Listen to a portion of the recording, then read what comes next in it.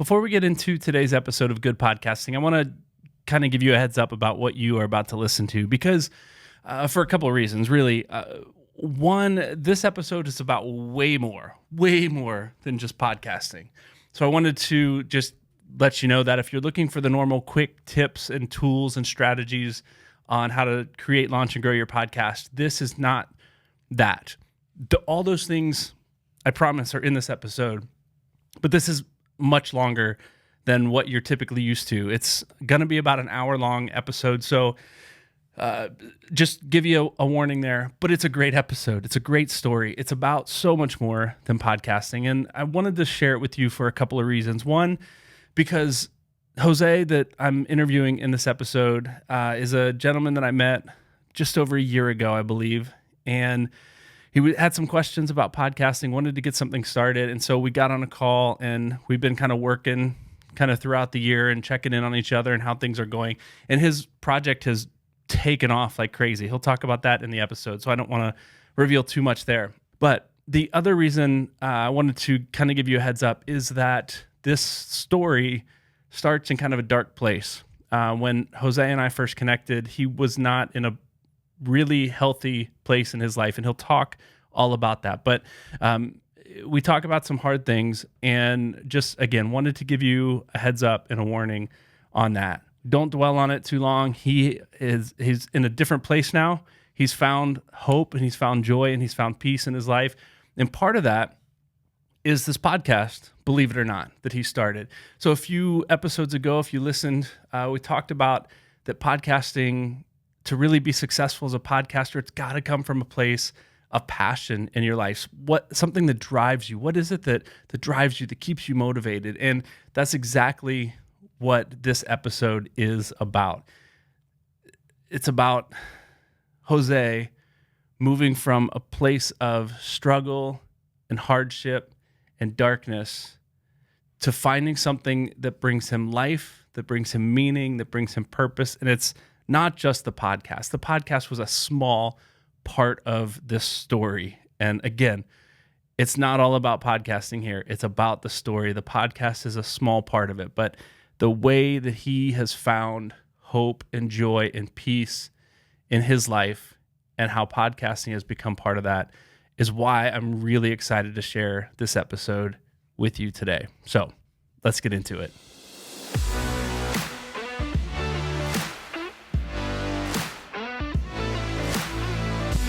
Hey there, welcome back to another episode of Good Podcasting. My name's Brian. I'm the host of the show. And on this podcast, we really want to help you be able to create, launch, and grow your podcast and do it successfully. And today I have a special guest on the show. His name is José Alvarez. He's from Bedford in the UK. He's got all things he's involved in, all things music, film, production. A few of those that I just want to introduce you to is Displaced Paranormals, Control-Alt-Delete Audio, Videodrome Podcast, which we'll talk specifically about today. But José, welcome to the show. I'm interested in hearing about all of these, but let me just start by saying welcome and glad to have you here. Thank you, Brian. Thank you for having me. It's been a long time. Just getting me on the show. I've been watching what you're doing. You're a massive inspiration to what I've done with Videodrome. You pushed me in the right direction. I can only say thank you so much for that. Yeah, I appreciate that. And I just want to talk to you about kind of that journey, right? How this all got started, what connected us. This is a fun one for me because you and I connected over a year ago, I think, maybe a year and a half ago. I can't remember exactly when. And kind of we've talked through some of this process that you've gone through. I've learned from you, you've learned from me, and this has kind of been fun just to journey through this together and see where you're at. So let's go way back to the beginning, right? Okay. As far back as you want to go in the beginning. I know that you reached out because you found my YouTube channel, I think, and connected that way. But what was what initiated this journey for you to start podcasting? I think I just needed something to love because I think it was December 28th, 2021, I was on my way to get my PCR test done. I was on the motorway, was going to get the test done. We was in a slow lane, going about 50 miles an hour in the back of a car. It was raining slightly a little bit, and we were just talking. We were driving probably about 50 miles an hour. As we were driving, the next thing you know, well, I woke up in the car. I couldn't move. I was in the back of the car. The ambulance service come and got me out of the car, took me to Watford General Hospital, thanks to them guys. And as they ran tests, they found out that I'd broken my neck. I had a hangman's fracture, and it's the same injury that you get if you hung yourself. So I spent the next 2 weeks in hospital, and then they moved me back to home where was in bed. I couldn't move. Mobility wasn't great. And all I could really do was just lay in bed and eat food and watch TV. And as this went on, it just became, I didn't know how long the process of this would be because, I couldn't walk. I couldn't really do the basic thing, go to the toilet, turn over. I had to sleep with a special pillow, obviously with my neck brace on. It was a real struggle. And as time went on, probably about 6 months, I lost my mum. And that was that was really, really difficult event. And then probably a few months after that, I then lost people in my life that were important to me. And just my whole world was crumbling around me. All I could do was just lay in bed and watch TV and just eat comfy, I guess. And it did get to the point where I did question my life. I didn't want to be on this planet anymore. And I never ever felt like that. I never felt the way that I felt. And I had to really dig deep and search inside of me what was wrong. And I had to talk to doctors. They diagnosed me with depression, PTSD, trauma. And I really just didn't know my worth because I know as growing up, I've always had a blessed life. I've traveled the world with DJing. I've done a lot of places I've been to that I've never even thought that I'd go to.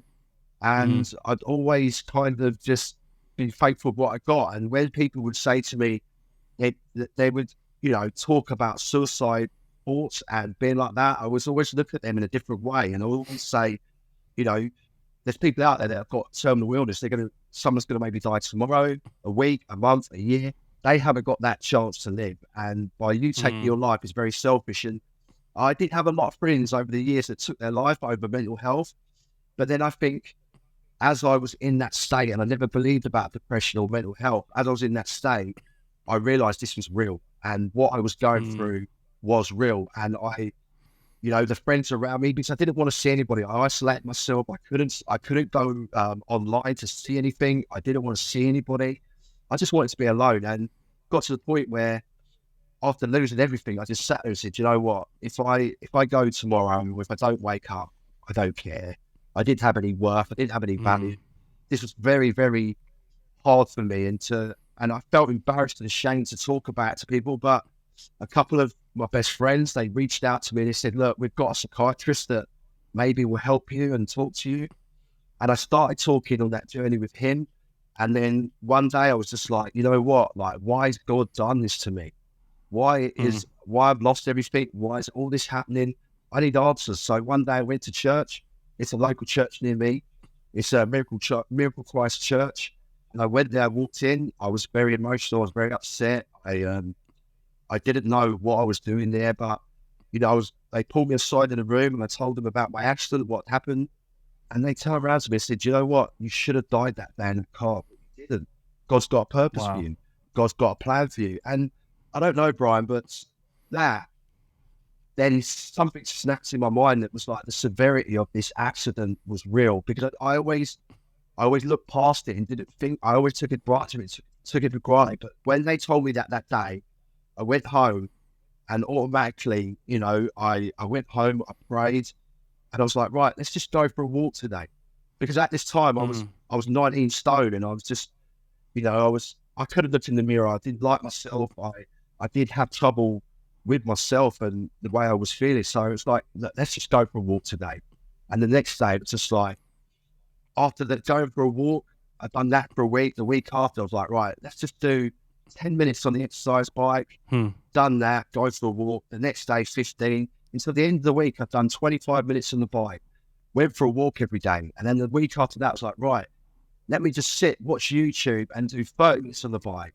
Then go for a walk. Done this all week. Another task completed. The week after that, it was like, right, I'm going to do 30 minutes on the fitness bike. I'm going to do 30 minutes on the fitness app. And then I'm going to go for a walk. That accomplished that. it got to a point where I kind of just got stuck in what I was doing. I was like, right, there's a gym around the corner. Let me sign up to that. I went swimming. I went to the gym and I had a sauna. Then I'd go for my walk. And on my walk, I would then say my gratification to God and my mum, my gratitude to my daughter, the people around me, the fellowship, what I'm grateful for, my life. Then I'd say the forgiveness and the people that I forgive, that I have a lot of anger and hate and everything against. I would then tell, the person that crashed into me, I forgive that guy, and I forgive some of my family members for not being there at the time when I needed them. I did have a lot of anger because of that. And then I would talk about the future and validation. And as this was going on, I couldn't do music at the time, but I was like, do you know what? I've always wanted to do a film. I'm a massive filmer. I grew up on films as a kid, and I always wanted to do something related to films. And one day I was just there, scrolling on Instagram, and I typed in onto YouTube about podcasting. Brian comes up. So I was like, wow, okay, found you on Instagram. I started talking to you.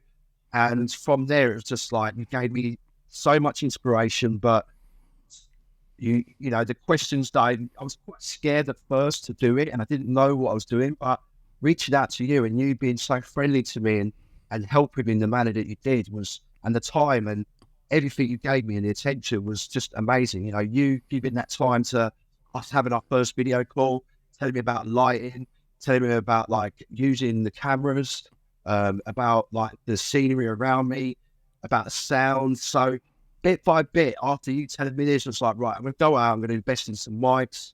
I went to Amazon and went and invested these mics of like £20. That done it for a while, but you could still hear the tin effect and how it was. And then from there, can I jump in here for a second? Yeah. I want to jump in here. I want to hear the rest of the story, but this is kind of where you mentioned where you and I connected. So I'm grateful that my content was out there, that you came across it. But I remember one of our first interactions, and we were just chatting it up a little bit on DMing on Instagram, I believe at the time. And I was just really intrigued by what you were sharing about your story. And I didn't know all of this backstory, but I was really intrigued by what you were sharing about looking for something that gives you purpose, something that you love to do, that I was really, heartbroken for you in a sense. I didn't even know you, but to hear what you had been doing before, but that now I just remember you saying you were in pain all the time, laying in bed, watching films, and that this is something that you could do that could give you something to look forward to. And I was just so intrigued by that. In fact, I just recorded an episode of this. It hasn't aired yet, but it will just before this episode airs, just about finding passion. Like, what are you passionate about as a podcaster? Because if it doesn't come from somewhere deep down, you're not going to want to talk about it very long. You're not going to want to, it's not going to be very successful, because you may have some big episodes, but if the topic of what you're talking about doesn't come from within, or the purpose of why you're doing it doesn't come from within, it's not going to go very far. And so that was one of the things that really struck me about you, that this wasn't a hobby for you, that I just want to do something. I've got some extra time and it'd be fun to talk with some friends on a microphone, whatever. And there's nothing wrong with that. A lot of podcasters do that. But I could tell with you, there was something that was really driving this from deep down. And I went, I want to talk to him. I want to figure this out. So I asked you your story, and I remember I was so blown away by what you shared with me just in those Instagram voice messages, that I went, man, there's something here. I really want to get to know Jose a little bit. So we set up a call. I think it was a 30-minute call initially, and we kept running out of time on Zoom. And so I think we reconnected 2 or 3 times just to connect and talk through that stuff. So I really appreciated that connection. The fact that, you reached out, you were authentic, you were real, and you shared your story. Those are the kind of podcasts. It's not the podcast. It's not about the podcast. Those are the kind of people I love working with, that have something deep down they're passionate about, that's really driving what they're doing. And so thank you for that. just being real and being authentic and being vulnerable as we chatted. And I know we've kept up more through the year and we've interacted, but I just wanted to break in on that part of your story and just let you know how much I appreciated that conversation and just where you're coming from in this, and to say I'm glad you're feeling healthy and feeling good right now. So I'll pass it back to you. You started talking about some equipment and things, which I have the Procaster and the stuff all here in my studio, but that's not all necessary. And I started without all of this. You started without all of this. Tell us about your progression of kind of the equipment that you picked up and what you're doing with it. Yeah, I guess just, when I started the channel, I didn't know where I was going and what I was doing. And first of all, I just started with like clips of my favorite films on Instagram. And as I was going along, some of them got real traction, and some of them, some days I was going into my Instagram and just putting up like clips of like, let's say like The Devil's Advocate and the scene in the subway with Al Pacino and Keanu Reeves, and the Spanish guy approaches him and he's going to kind of like mug him, but then, he turns to him, speaks to him in Spanish and tells him, look, you don't know you want to do this, but your wife is at home with another guy, and really freaks this guy out. And it's quite an important clip for me because it's just a great film, The Devil's Advocate. But I put that clip up on my Instagram, and from there I was getting, at one point it was at like 10,000, 20,000, 30,000, 100,000, 200,000, 500. Wow. And the people were just coming in. So then I was like, okay, something's going on here. So I started adding more clips as I went along. And every day I was going in, there was, 100 new followers, 200 new followers, 500, 1,000. Then, real good traction, real good traffic, interaction. I was like, yeah, something's really going on here. So that's why I then thought, do you know what? I want to talk about films. That's what I love. Films and TV. Like, I have, some people will say like I have a photographic memory with like movies and stuff like that. When movies start at the beginning, I can tell you what that movie is by, probably just the first few minutes of the scene. It's just something that I've just had in my mind, and it's just something that I've always wanted to do growing up, and just being influenced by like Mark Kermode is a film critic, and Barry Norman, the late great Barry Norman. I'd sit up when I was young and watch that on BBC One, and he would talk, for 30 minutes when there was only like 5 channels back in the day, and he would talk. There was something that I really looked forward to every Sunday was watching Barry Norman. So I think just having the influence of that and doing this, I was like, do you know what? I would really love it if I could get the courage, get the nerve to do this. And I think, where I didn't have any purpose, and where I was just so lost that I was like, I need something that I genuinely love, that I can, just talk about. But this was to get my confidence back, get my self-esteem back, because at the time when I was overweight, I was still on my journey. I was still trying to get things together. I was like, right, I'm just going to go for it. If it fails, it fails. If it works, it works. But this is something for me, and to give me a purpose, something that I want to do. So when we reached out and we started talking, I went away and I decided to do it like split screen. I'd have the trailer running on one side, and I put too much pressure on myself, because I wasn't editing the video and I was just doing it raw up front. I just wanted to do continuous thing, and it would take me probably 2 hours to do 2 videos that were probably 2 or 3 minutes long, because I would want to talk and I would just try and get what I could get out from my mind. I'm not very good at reading or writing, and I've got it all in my mind. So when I try and get it out, it was just really difficult. But there'd be sometimes that I would do it and I'd get it right. But what came with that side is I'm very explicit. So when I was talking and doing these reviews, I was just effing and blinded all over the shop. And it was just the way that I speak and the way I talk. When I show certain friends that, they would look at it and say, okay, it's a bit explicit, but that's how you talk, and it's raw and this, that, and the other. So from there, I was just like, okay. I went to a friend's house one day, and I sat there and I he's got a housemate, and he came out, and this guy, he's like a university guy. He's really well spoken. He's quite a big guy as well. So when we sat there and we spoke, I talked about certain films. He knew these films, and I've watched some disturbing films in my time. He knew those films. So when we were talking about them, I was like, hang on a minute here. This guy's talking about films that you could only watch it once. You could never watch it again. But he knew every part of it. But as we were talking for like 30, 40 minutes about a film. In my mind, I was like, do you know what? This guy would be brilliant for the podcast. He would be so good. So I said to him, I said, look, listen, I'm still early days. I'd love to get you. I'd love to do a podcast with you, and we'd love to, sit and just talk about films. He said to me, listen, I've never videoed myself before. I've never took pictures. I'm not really confident, swaggy on camera and stuff like that. I was like, okay, no problem. That's fine. We can work around that. So I talked to him one day and got him on it to come over. For the first time, we just sat in the front room, and we just put the camera on us. We had that Amazon mic in front of us, and we just sat and we talked for about 15 minutes. First one was probably about Barbie. He didn't like it. I didn't like it. So we kind of had common ground about it. So we sat there and talked about it.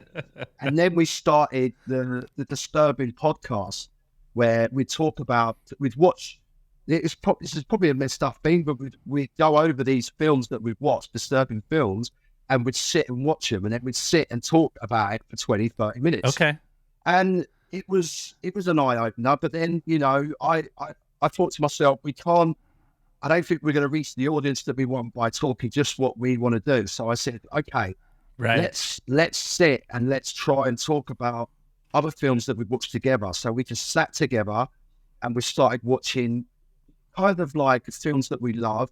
He'd not seen a lot of films, some of the films he introduced me to, but we sat there and started doing it. Then he started coming with ideas, because I've got 2 studios.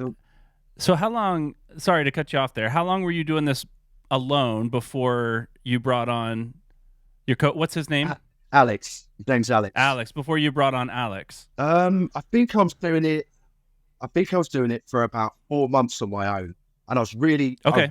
I was really struggling on my own to do it, because, like I said, it was taking me so long to do a video, and I'm kind of my own worst enemy like that, because I want it to be I want it to get to the point, but I think the way I was doing it was just so difficult. I was stressing myself out, and I think that's a common obstacle for most podcasters, for most video creators, is most of us are not good on camera initially, and we want to be.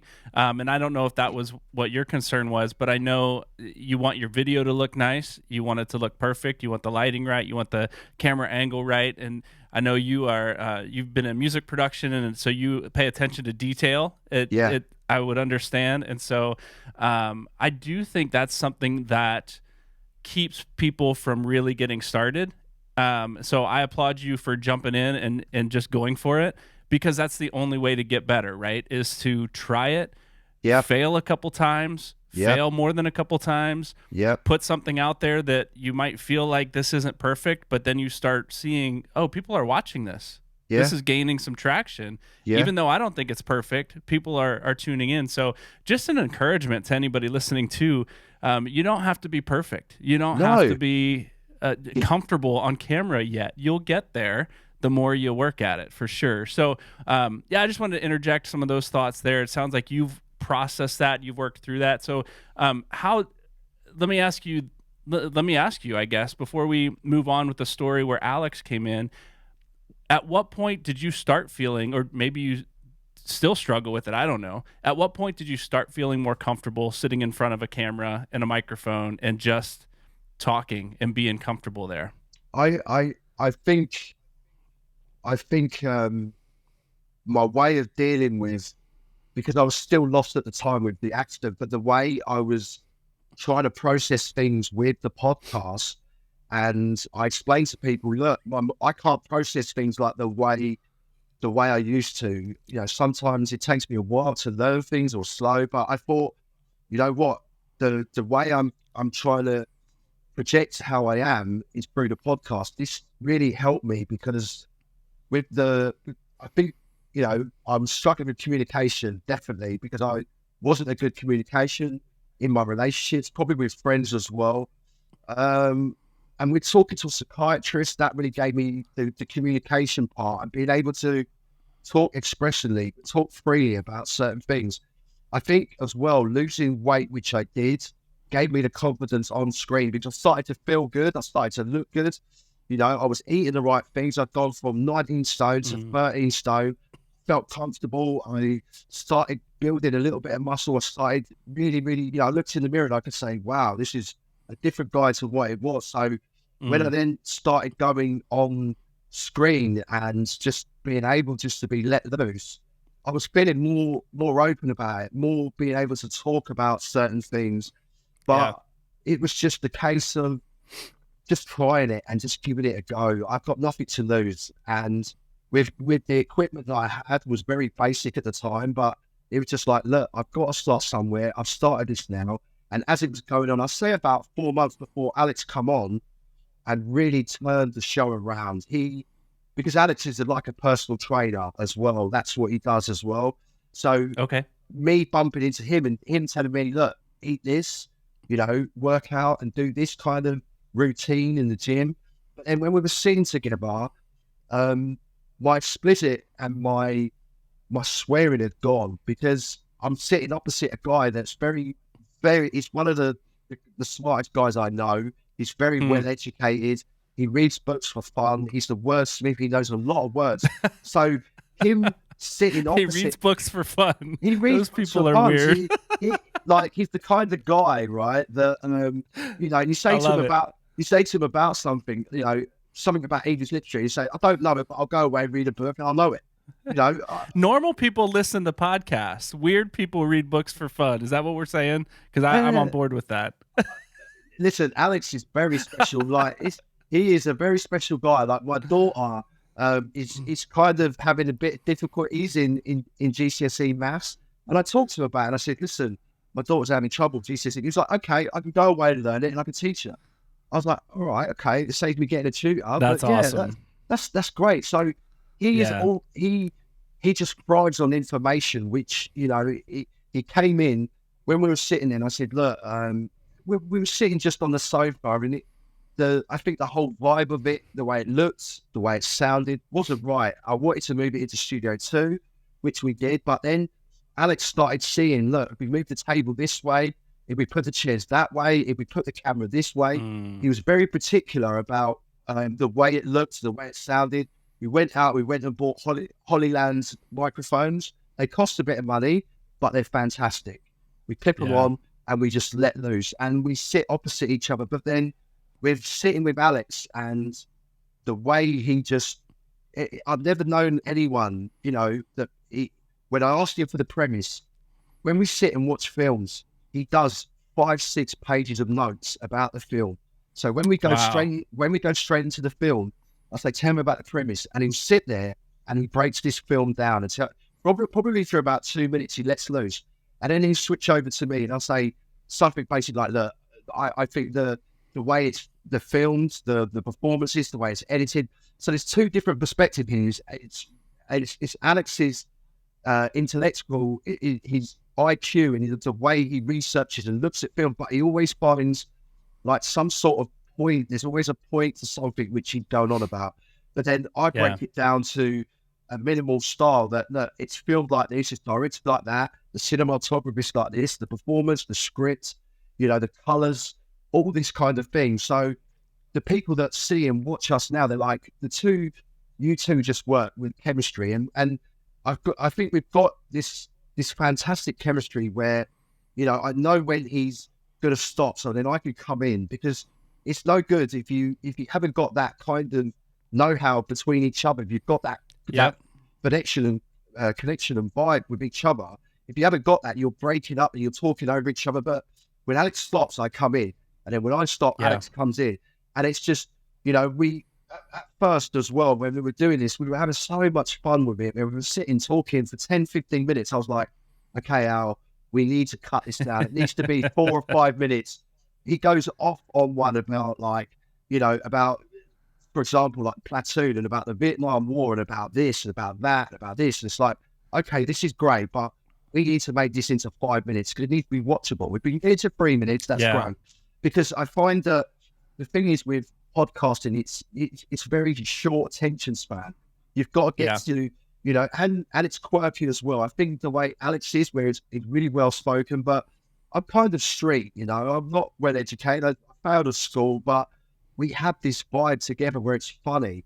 He's got his views, I've got my views, and it just clicks and works. So I can only say thank you to Alex for coming in on the show, being part of the show now, because the channel is his as well. But as well with Alex, he's not the kind of guy that'll watch anything. He can't do that. So I don't want to. And we talked about it a few weeks ago, and I said, listen, I know you're, if he goes and watches like a rubbish film, he can't hack it. Even though there's more fun I think there's more fun in breaking down a really bad film and talking about it. But he wants meaning in a film. So he doesn't want to just sit there and watch something. Let's say, for example, like Marvel. He can't do that. He cannot watch Marvel stuff. So I don't want to ruin it for Alex. I want him, he enjoy, once we get going on doing the podcast, we'll end up doing 7-8 reviews, maybe more. We're just firing. But and I can see that he loves it. So I don't want to hang him out and say, right, Alex, we're gonna watch Marvel, we're gonna watch this superhero film, we're gonna watch this film, we're gonna watch that film. Because then when you stop loving something, your energy and your motivation for it goes, because then it's like, I don't want to do it. So this is where now I've got a little team of people. I've got somebody that likes Marvel films that will step in and watch the Marvel stuff. I've got a couple of girls now that will talk about rom-com-y stuff and little bits and bobs on Netflix. Yeah. So we're starting to build a team now. And also we do like the cinema reviews where we go on the day, we sit and watch the film, we come out and I'll give it to you straight away from watching it at the cinema. I will do my best to review it as I can because there's nothing like that really going on. So there's that going on. I'm glad you mentioned that because that's something that I've noticed just watching your Instagram feed as well is some of the new things that I've seen you do. So Alex coming on, that was new. The on location, I always wondered about how you film those, and is the cinema, are they okay with you running in with the camera, or is it just kind of we just do it and then we talk about it later?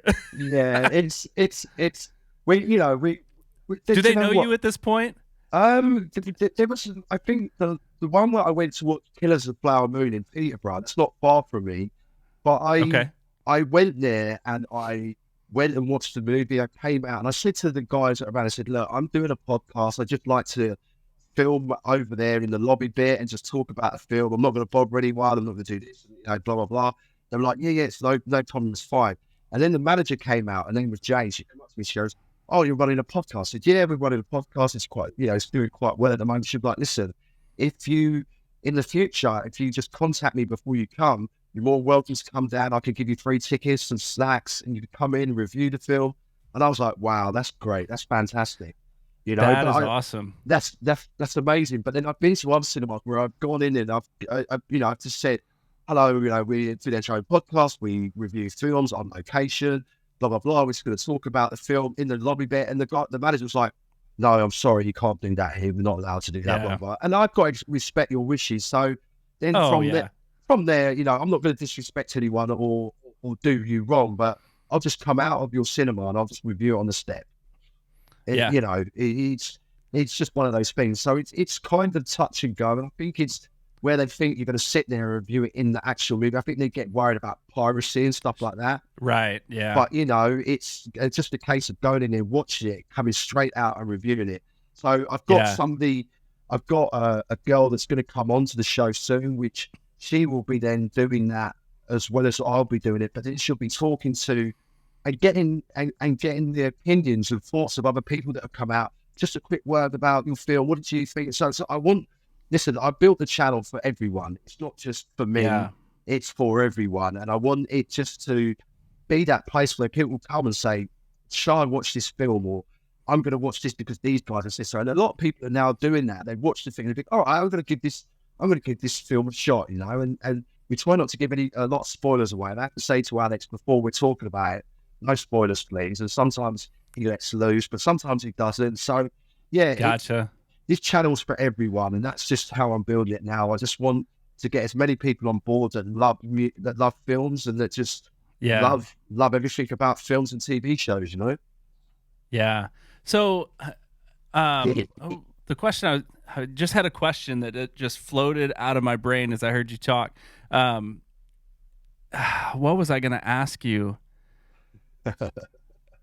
Oh man, I don't even remember. Like, it was right there. I'll just cut this whole section out now. Okay. Yeah. Shoot. What was it? I was taking another note. I wanted to ask you about something later. Oh, I know what it was. Go.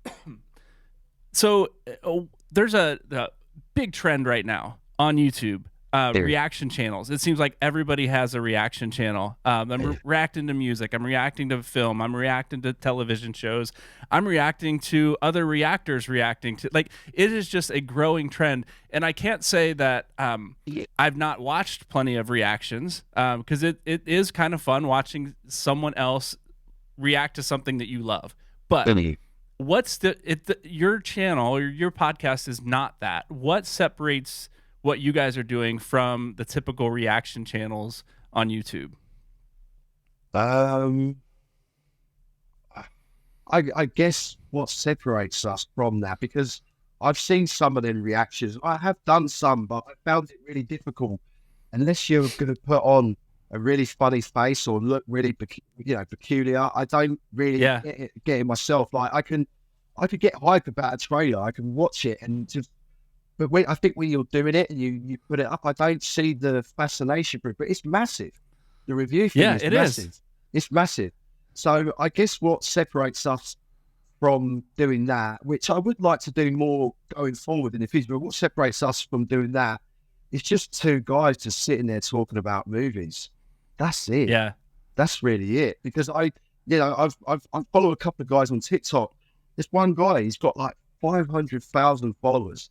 He just sits in his front room and he kind of breaks down. He does reactions and he kind of some of the camera angles are nice, but it's just his facial expressions, and it's got people on board with it.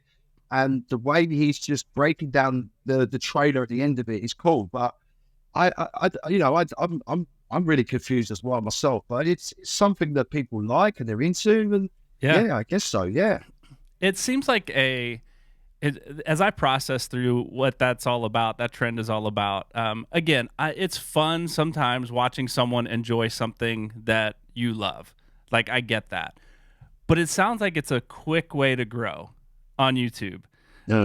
If you're watching things that like millions of people love, they're going to tune into you to react. But I just don't see the long-term benefit of that. Like, I feel like that's going to drive you for a while, and then it's going to fizzle out. And I think what I love about what you guys are doing is your love for film is already built into you. So we go back to that passion we talked about earlier a little bit, your love for film. And even as a kid, you said that you stayed up and you watched, these film reviews and you wanted to do something with that. So I think that brings something a little extra to the table, because it's not just, oh, that was a great scene. What up? Like, you're analyzing how they're filming, the cinematography. You're analyzing the story, as Alex brings in his notes. And so, I just don't want someone to listen or to watch this podcast and go, oh, it's just another reaction channel, because it's far from just another reaction channel. This is something that you are truly, really passionate about. Not that reactors aren't. I'm not trying to put anybody down there. I'm just saying that there is something different about what you guys are doing, and I can really appreciate that. So keep doing what you're doing, man. I was going to ask you about what's next, and you kind of already talked about building a team around you, seeing different films, different people talking about it. Is there anything else beyond that that's next for the Videodrome podcast? Yeah, we've the website is about 80% done now, and that's just a page where people can go and get a lot of the new reviews, and we've got obviously the merchandise going on there. There will be more merchandise going on there. Also, you'll be able to contact us. But we've just been sorted out the Spotify channel, so we're now on Spotify, and that's Okay. hopefully that will go off as well. We've been looking at film festivals and going on location at film festivals. Oh, Comic cool. Con. We've got something. We've got like a link into Comic Con, so we're going to go there and maybe have to talk to a few stars from films. That'd be great. I think that's interviewing people on location. Also film premieres. We're going to jump in on, and it's just literally going to be a day in London. We're going to get down there, and me and Alex, I think I'm good at talking to people, so I think I can get a way of getting onto this red carpet some way or the other and talking to someone big, because I think that would be really great for the channel, being able to talk to a real top actor, and just, and I want to be off the cuff. I don't want to say, oh, when you've done this film and this out, I want to say something like, what kind of socks do you wear? I want to say something off key. I want to be different. I want to bring something different to interviewing somebody and talking about it, also bringing in the film stuff, but I want to be different. So I think it's more just a case of building the channel, building more people around it, getting on as many platforms as we can, merchandise out there, film festivals, premieres, and like the Comic Cons and things like that. I think that's basically it, man. And just keep, like I'd say to people, if you're out there and you want to do what you love, do it. Just don't, I think, like we talked about earlier, I think a lot of it is fear and being ashamed. Look, we're going to fail. We started from the front room to now in the studio, and we've teamed up with somebody else. His name's Paul Sinfield. He's done a couple of reviews on the channel, but we're looking to build another studio where we can just go in, and it's going to be set up like a real nice studio. So that's something for the future as well, which we're going to do. Yeah. And it's just about keep learning, we had to get the lighting right, we had to invest in new mics, and it's just little bits that we could do. But the main thing is your content. Getting your content, as long as the visual's right and it sounds right, you'll be okay. And you can just keep learning and keep going off of these steps. Yep. Just don't give up. And that's just like in life, right? Where I've been on this journey and I've done everything that I've done. And, just by doing the smallest little things, just by making your bed in the morning is an accomplishment, it's a task. So if you get up and make your bed, and even if you have a miserable day, you can come home and know that you made that bed and tomorrow's going to be a better day. That's it. Yeah. Just keep going. Don't quit, man. Don't give up, man. It's just like in life. Just keep going. Keep moving forward. Yeah.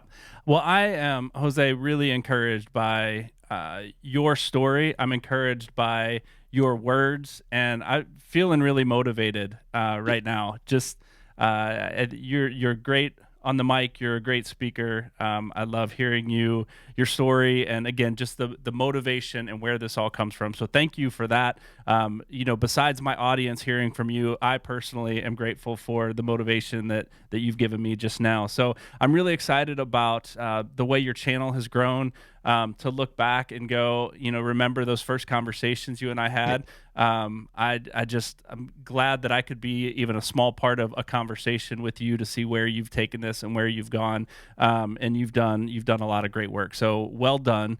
And I'm looking forward to seeing where else you go with you and Alex and the team that you're building and all the stuff that you're doing. Thank you. What, just a couple quick questions. What platforms are you on currently where people can find you? We are on TikTok, YouTube. Like the YouTube has, when I first started the YouTube, we had nothing. Now we're on nearly 9,000 subscribers, and that's amazing. And the Instagram is good and it's there, but I think this year I want to put more into the YouTube, because that's where I want us to be really focused with that base. But we're on TikTok, we're on Threads, we're on Twitter, we're on YouTube, and on Instagram and Spotify. All now. Under the same name? All under the same name? All under the same name, yeah. All under the same name. And if you go onto one of those channels, it will link to, Linktree to any other stuff that we're doing, so you can see it. Fantastic. Yeah. So it's just off of them ones that just keep building, man, and like the website and stuff. So it's just keep doing and keep moving forward, man. That's great. Well, thanks for being a part of this. Thanks for sharing. I talked to you a little bit earlier. I've added a new segment to this podcast called Good Questions. And these are questions that come in just from listeners, from viewers of the show that are usually in a place of, I just want to start a podcast. What do I need to do? What are some questions that I'm not asking that I need to ask? And what equipment do I need? All that stuff. A lot of the questions you and I talked about initially. So I take one of those questions on every episode, and we just kind of talk about it for a minute. If you're willing to jump in, I'd love to hear your thoughts on this.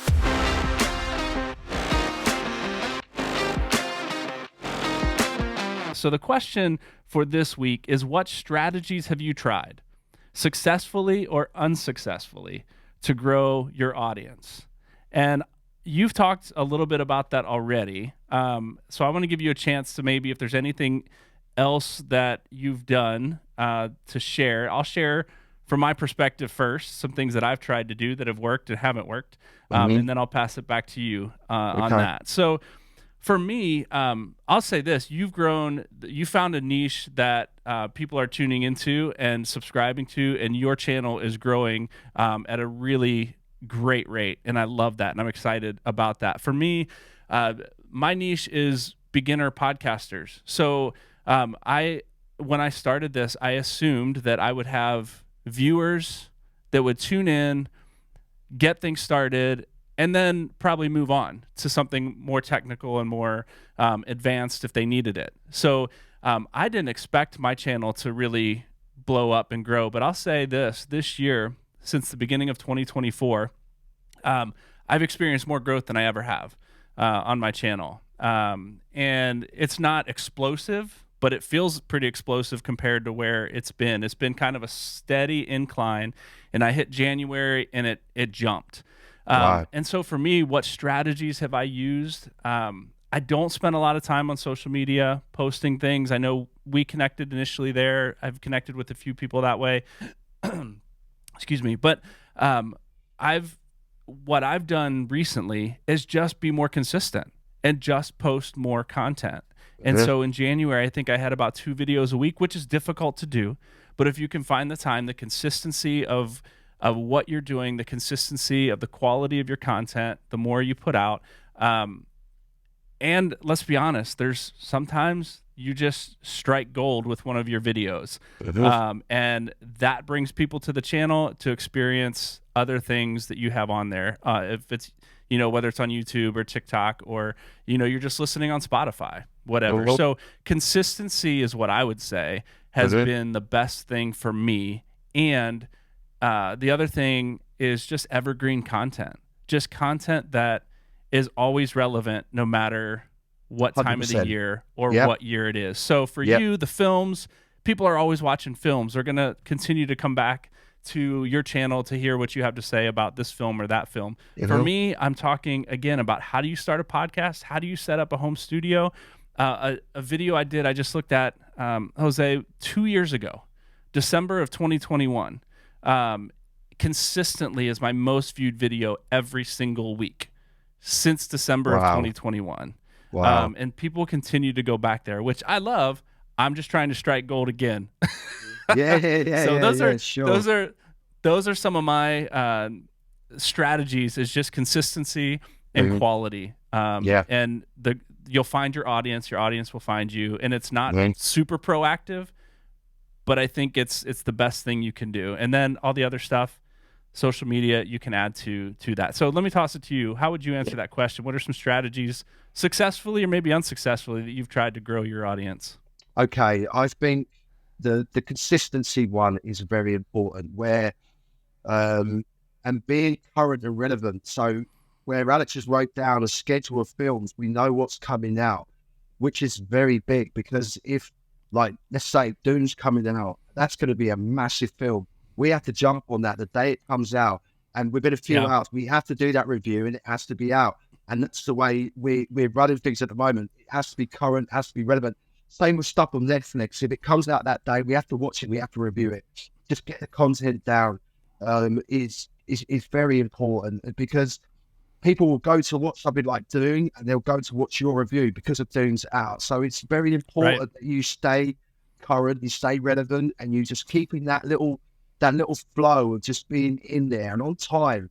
There's no good reviewing a film 2 weeks down the line when it's out and everybody's kind of seen it. So you have to strike when the iron's hot and doing it on the day, watching it coming out of the cinema, or we do a cinema review and editing it and releasing it that, within an hour or something. So it's current, it's relevant.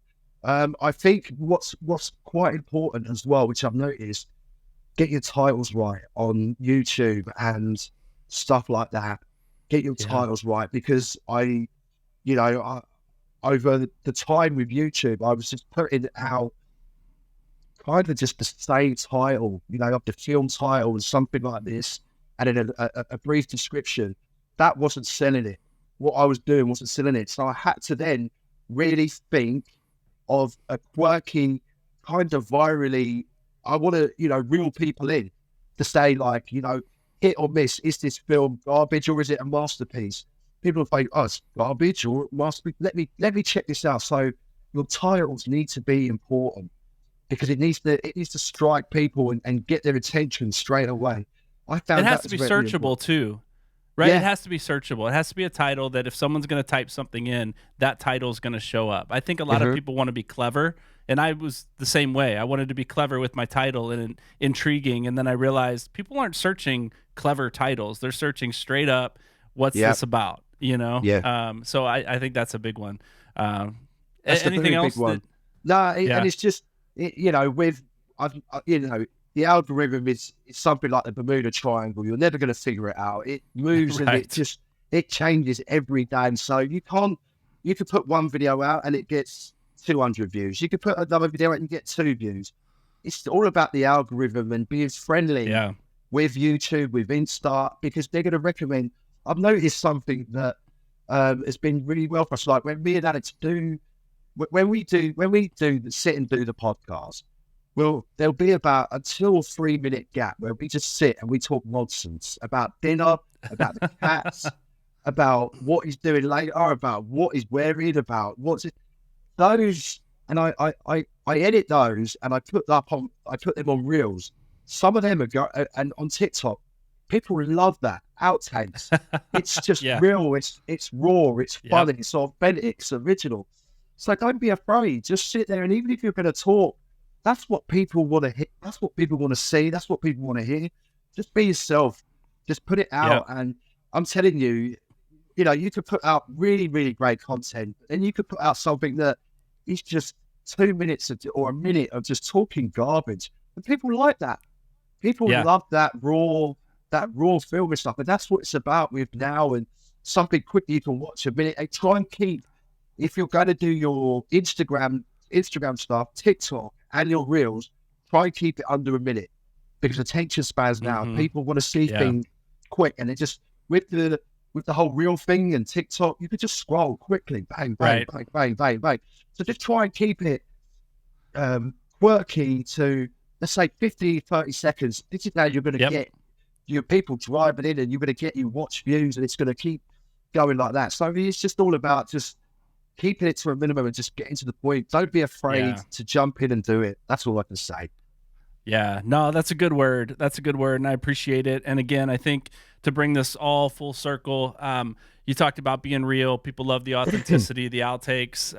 That's what it attracted me to really want to dive in and talk more with you, is your willingness to be vulnerable and just be real. And so I'm excited, again, just the relationship that we've developed, the friendship we've developed, and to see where you're at now. And I'm just gonna invite myself in for a second. If I ever make it to Bedford, I'm gonna hold a camera. We're gonna go into the cinema together. We're gonna watch a film, and then maybe even if I'm there over the weekend, maybe we'll hit a church service on Sunday. How's that sound? Mate, that would be great. I think you'd love my church. My church is the worship, the prayer, the sermons, everything. It's a very, every week I go there to church. It just fills me up. It keeps me humble. It resets me and recharges me for the week ahead, and it fills my cup up, and it just gives me that motivation, that vibe to keep going, because I know there's bigger things out there for me, and I know that God's got a plan for me. He's got a purpose. I'm here for a reason, and I think part of that reason is the podcast.